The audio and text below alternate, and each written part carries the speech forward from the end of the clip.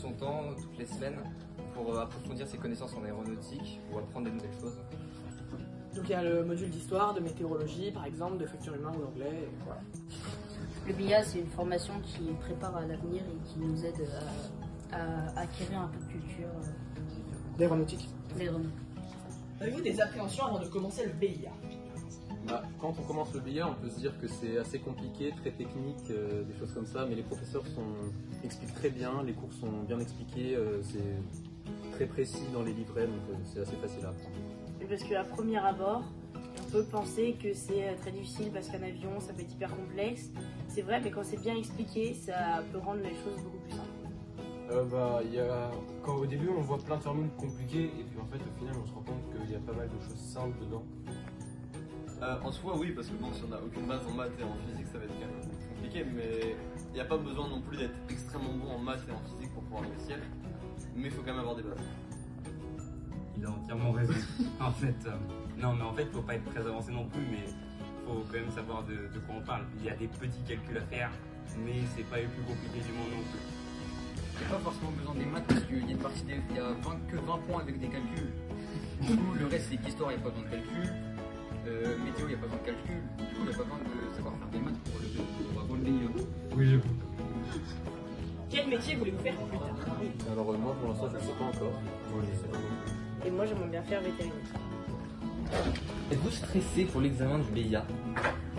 À moi non, en vrai ça va. Parce que comme je me suis préparé pour toute l'année ça devrait aller, mais faut préparer pendant l'année sinon c'est un peu plus compliqué. C'est vrai, si en vrai on suit en cours et qu'on relit les livrets à la maison, bah il n'y a pas de quoi être stressé en fait pour l'examen. Moi, je suis pas stressé. Alors racontez-nous une anecdote surprise apprise par le BIA que vous ne connaissiez pas avant. Pendant toute l'année, on a eu une prof géniale. Et c'est à la fin de l'année, du coup, à ce cours, que nous avons appris qu'elle était hyper polyvalente et qu'elle n'est pas juste pilote d'avion, mais qu'on peut faire aussi d'autres choses à côté. Avez-vous un conseil pour la promo 2023? Alors pour la promo 2023, je vous conseille de prendre des notes pendant les cours et de réviser le soir en rentrant aussi.